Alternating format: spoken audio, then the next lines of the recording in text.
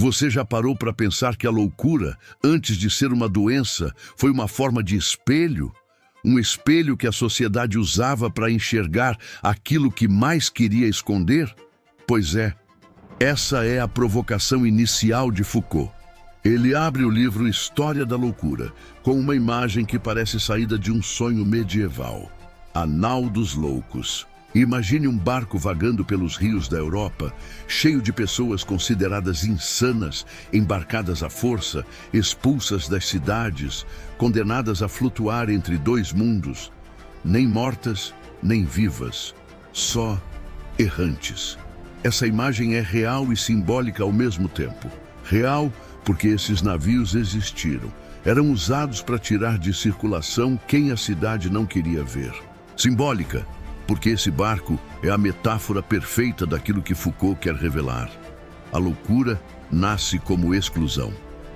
Antes de existir manicômio, existia o ritual.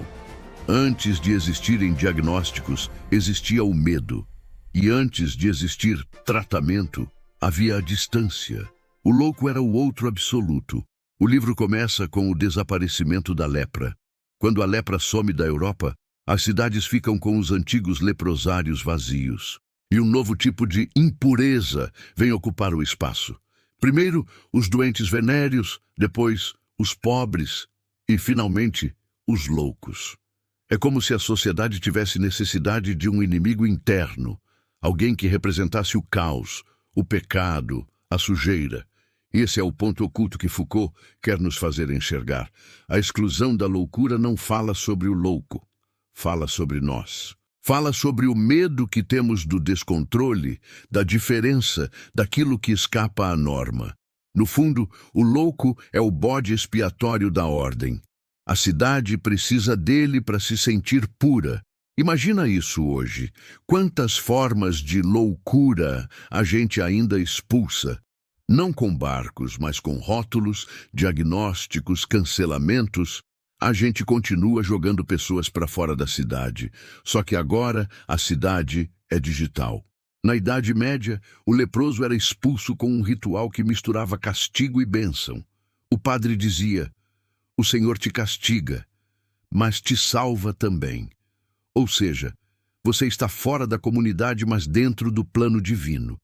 E essa lógica, que parece religiosa, continua viva até hoje em cada instituição que exclui alguém pelo bem dele.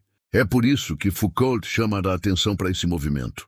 O mesmo espaço físico e simbólico onde o leproso vivia isolado virou depois o espaço do louco. É como se a lepra tivesse deixado um vácuo sagrado, um território reservado para o desvio. E a loucura entrou nesse vazio como herdeira direta da exclusão. Mas por que o louco? Por que ele e não outro? Foucault mostra que entre os séculos XV e XVI, a loucura começou a ser vista como uma presença perigosa e, ao mesmo tempo, fascinante. A cultura renascentista não via o louco só como alguém a ser trancado, mas também como mensageiro do invisível. Ele aparecia nas pinturas, nas peças, nas festas e sempre no limite entre a sabedoria e o ridículo. A Nau dos Loucos de Hieronymus Bosch mostra exatamente isso. Um barco cheio de gente rindo, cantando, bebendo, navegando sem destino. É uma cena engraçada e trágica ao mesmo tempo, porque aquele riso coletivo é o riso de quem não tem porto. O louco é o exilado do sentido e, paradoxalmente, aquele que revela o absurdo da razão. Enquanto todo mundo tenta parecer normal, ele mostra o que está por baixo da máscara. Na Idade Média, o pecado era a ameaça. Na Renascença, a ameaça virou a loucura. O medo da morte se transformou no medo do desatino.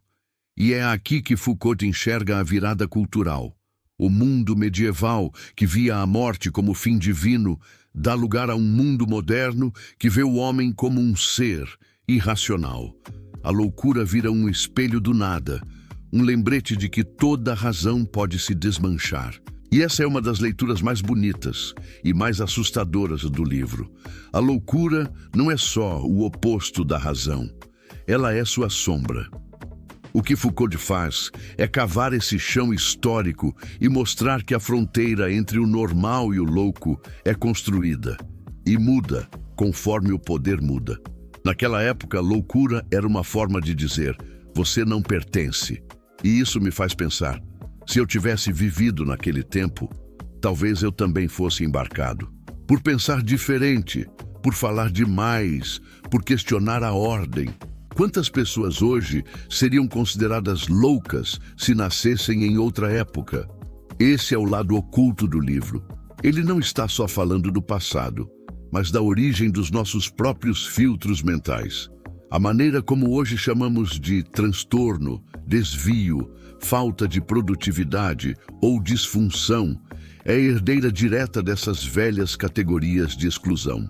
A loucura muda de nome, mas a necessidade de afastá-la continua a mesma. O mais curioso é que, no início, o louco ainda tinha um certo poder simbólico. Ele era o bufão, o bobo da corte, o único autorizado a dizer verdades que ninguém mais podia dizer. A voz da insanidade era também a voz da crítica. Mas, com o tempo, essa voz foi calada. A nau dos loucos começou a atracar não mais nos portos, mas nos hospitais. E ali começava a longa história da medicalização da diferença. Antes de existir a psiquiatria, existia o medo de perder o controle, e é esse medo que funda as instituições. Quando Foucault fala da grande internação, ele vai mostrar como o mundo moderno começa a prender pobres, vagabundos, prostitutas e loucos no mesmo espaço. Perceba o quanto de exclusão existe disfarçada de cuidado. É estranho, né? A civilização avança, as ciências florescem, o pensamento racional se afirma, e justamente nesse momento, o louco deixa de ser visto e passa a ser trancado. O barco da loucura vira prisão, o espelho vira cela, a experiência vira diagnóstico. Foucault não escreve para romantizar o sofrimento do louco. Ele escreve para desmontar o olhar que o criou, para mostrar que a loucura é, em parte, invenção da razão, e que o que chamamos de cura pode ser só o nome mais elegante da exclusão. Pensa nisso. Quantas vezes o tratamento vem junto de um silêncio imposto? Quantas vezes a ajuda se parece demais com uma forma de controle? O livro inteiro é uma arqueologia desse poder. O poder de definir quem é são e quem é insano. E talvez seja por isso que ele ainda incomoda tanto. Em 2025, esse mesmo mecanismo continua vivo, só que mais sutil. Hoje, a nau dos loucos navega nas redes sociais. São pessoas canceladas, excluídas, diagnosticadas, ridicularizadas, cada uma isolada em sua pequena bolha, condenada à deriva digital. O discurso muda, mas o ritual é o mesmo: purificar o grupo pela expulsão de um corpo estranho. Imagina acordar um dia e descobrir que a tua liberdade virou um problema público, que a tua pobreza, o teu desejo, o teu ócio, agora são considerados sintomas. Pois é exatamente isso que Foucault mostra no século XVII, o momento em que a Europa decide colocar a desrazão atrás das grades. Mas o curioso é que, no começo, não era só o louco que ia parar lá dentro. Era todo mundo que não se encaixava. O mendigo, o bêbado, o desempregado, o libertino, a mulher de comportamento duvidoso. Gente que não cabia na engrenagem da nova ordem econômica que nascia. É o que Foucault chama de a grande internação, um movimento silencioso, mas gigantesco, que varre o continente. E é Paris que dá o primeiro passo decisivo. Em 1656, Luís XIV cria o Hospital Geral, não como hospital, nem como hospício, mas como instituição de internamento moral e social. Um lugar onde se misturavam pobres, vagabundos, doentes e loucos, sob a mesma justificativa: corrigir o desvio e restaurar a ordem. Outras cidades imitam o modelo: casas de correção, orfanatos, conventos disfarçados de instituições médicas. E assim, o que antes era um ritual religioso de exclusão, vira um dispositivo político de controle. O mundo moderno começa a nascer, e com ele, uma nova forma de poder. O poder de definir quem deve trabalhar, quem deve ser corrigido, quem deve ser curado. A razão vira juíza, e o louco vira réu. Mas o mais sinistro e o mais atual é perceber que essa prisão foi criada em nome do bem. O Hospital Geral se apresentava como caridade. O discurso era o mesmo que a gente ouve até hoje. Estamos protegendo a sociedade e ajudando quem precisa. Só que na prática, a ajuda era confinamento.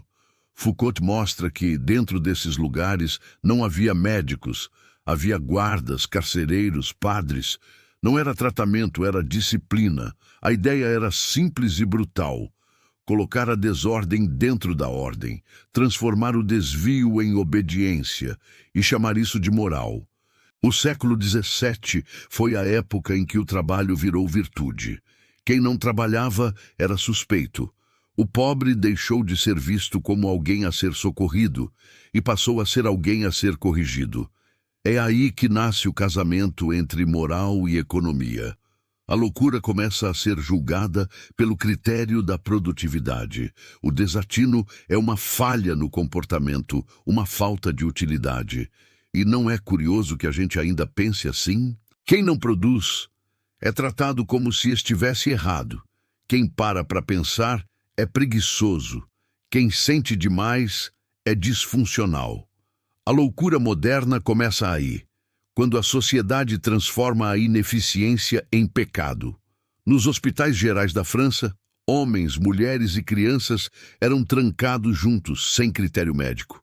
Eram obrigados a trabalhar. O castigo era apresentado como tratamento, a culpa como disciplina e o silêncio como cura. É o nascimento daquilo que Foucault chama de moral do internamento, um sistema em que o corpo é controlado e a alma é educada à força. O mais perverso é que ninguém se via como opressor. O Estado dizia, estamos cuidando. A igreja dizia, estamos salvando. E o povo dizia, estamos seguros. Mas no fundo, todos estavam participando do mesmo ritual antigo, aquele da exclusão purificadora, herdado dos leprosários. Só que agora, a exclusão tinha uma nova máscara, a da razão científica. A loucura que antes falava com voz própria, nos bobos, nos profetas, nos artistas, perde o direito de falar. A razão toma a palavra em nome dela. A medicina começa a falar pelo louco, e o louco desaparece como sujeito.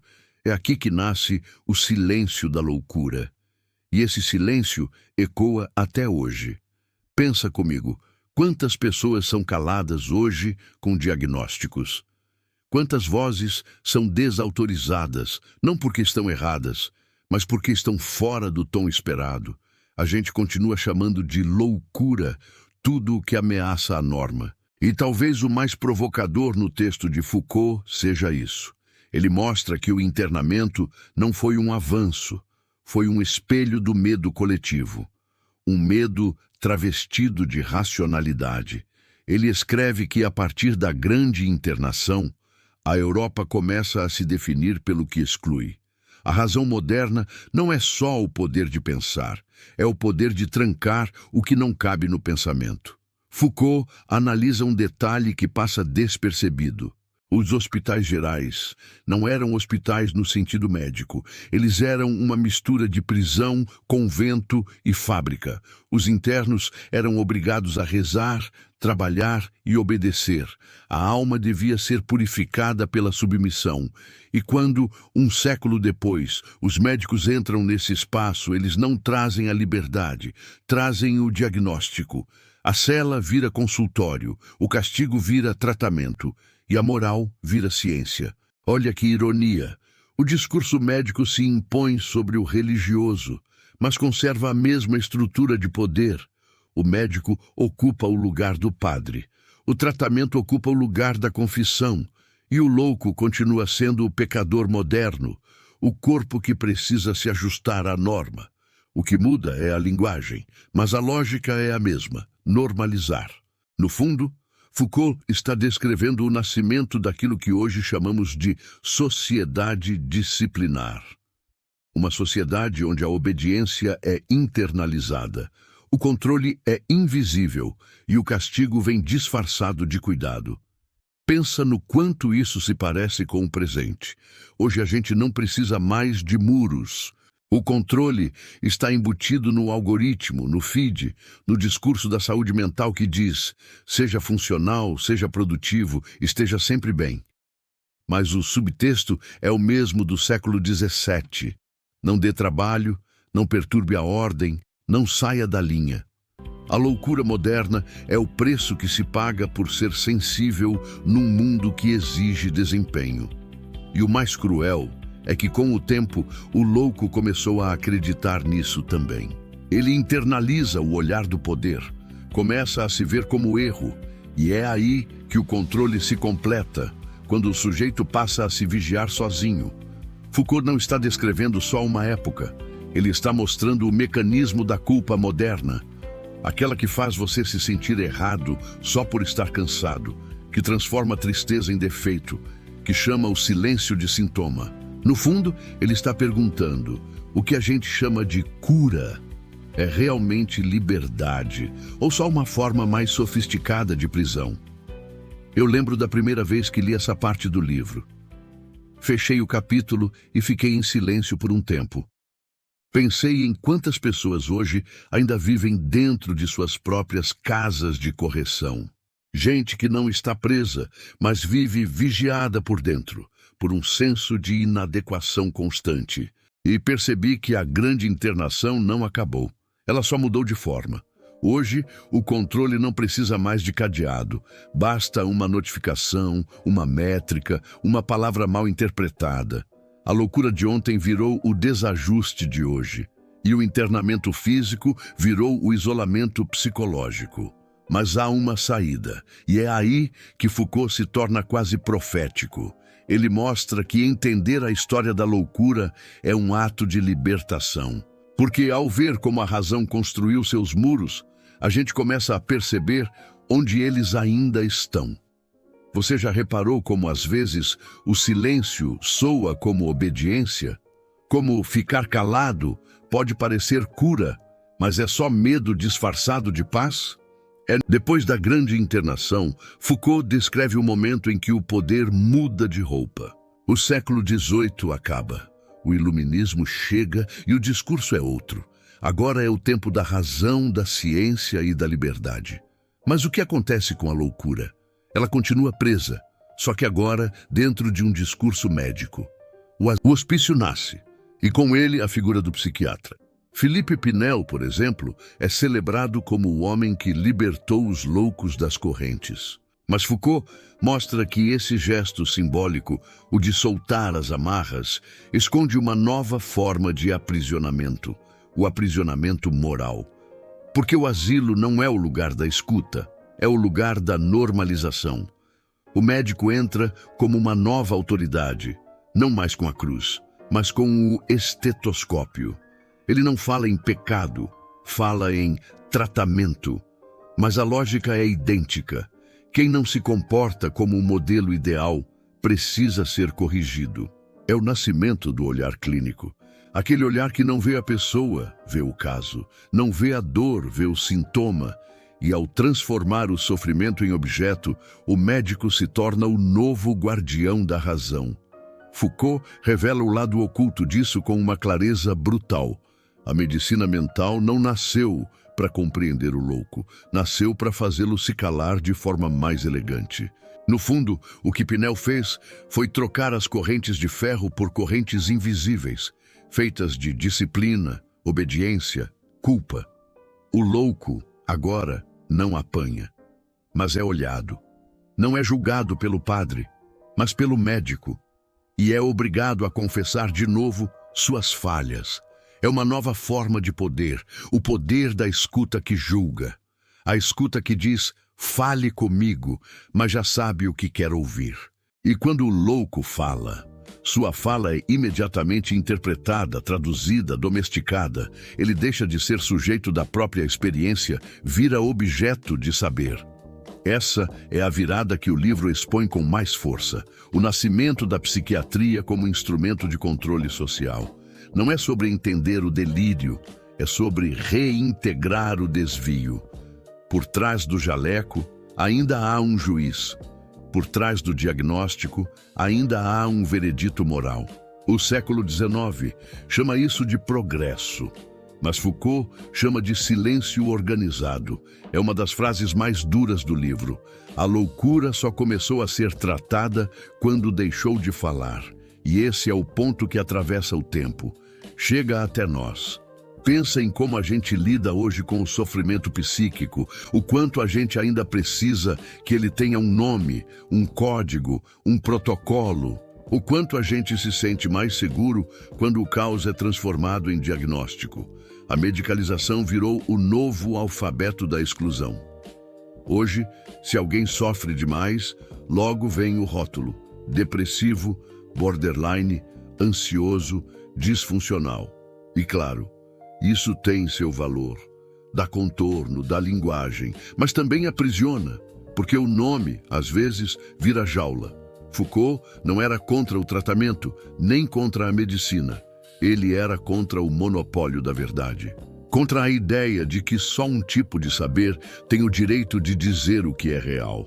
Ele via o asilo como um microcosmo da sociedade, uma miniatura do mundo normal, onde a obediência é confundida com cura. E se a gente olhar ao redor, esse modelo ainda pulsa.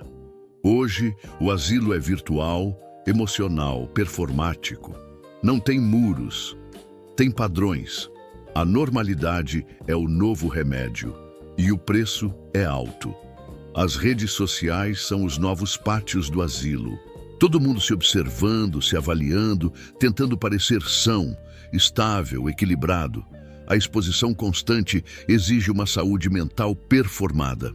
Mas quem sente demais, quem se mostra vulnerável, é imediatamente diagnosticado, ridicularizado ou silenciado. A lógica é a mesma do século XIX, só mais limpa, mais digital, mais estética. A loucura, que já foi grito, virou algoritmo. O delírio virou dado. E o sofrimento, estatística. A diferença é que agora a cela é portátil. A gente carrega o controle no bolso e chama de celular. Eu fico pensando em como seria se o Foucault estivesse vivo hoje.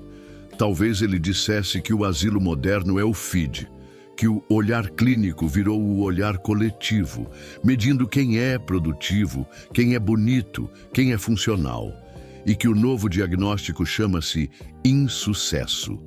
Mas também acho que ele diria outra coisa, que a loucura ainda tem um papel essencial, o de resistir. O de lembrar que a razão não é absoluta, que há algo em nós que escapa, que não se deixa capturar por manual nenhum. É isso que ele chama de retorno da desrazão, quando a loucura deixa de ser um problema e volta a ser uma força criativa, uma crítica viva à normalidade. A arte, a poesia, o amor, o luto, o silêncio, todos são formas legítimas de desrazão. E talvez sejam justamente o que ainda nos mantém humanos. O livro termina com essa sensação estranha, nem esperança, nem desespero, mas como um aviso. Toda vez que uma sociedade tenta controlar a loucura, ela revela a própria fragilidade, porque a linha entre o são e o insano é sempre política, e o poder que define essa linha é o mesmo que define quem merece voz.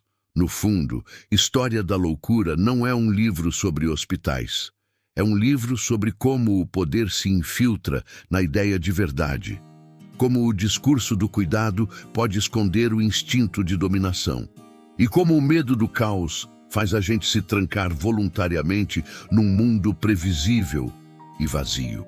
Sabe, se eu estivesse no lugar do leitor, e talvez eu esteja, eu diria que entender essa história é quase uma forma de terapia coletiva. Porque ela mostra que o que chamamos de loucura sempre foi o espelho daquilo que a sociedade não quer ver em si mesma. O medo, o desejo, o prazer, a contradição. E talvez a cura, se é que existe, não seja eliminar o delírio, mas aprender a escutar o que ele tenta dizer. Comenta aqui, O que você acha que seria considerado loucura hoje? E o que isso revela sobre a nossa sociedade? Será que a gente evoluiu ou só trocou os muros por algoritmos? Curte o vídeo, se inscreve no canal Selva Interna e compartilha esse episódio com alguém que precisa repensar o que é normal. Porque no fim das contas, talvez o verdadeiro ato de sanidade seja aceitar a própria desrazão.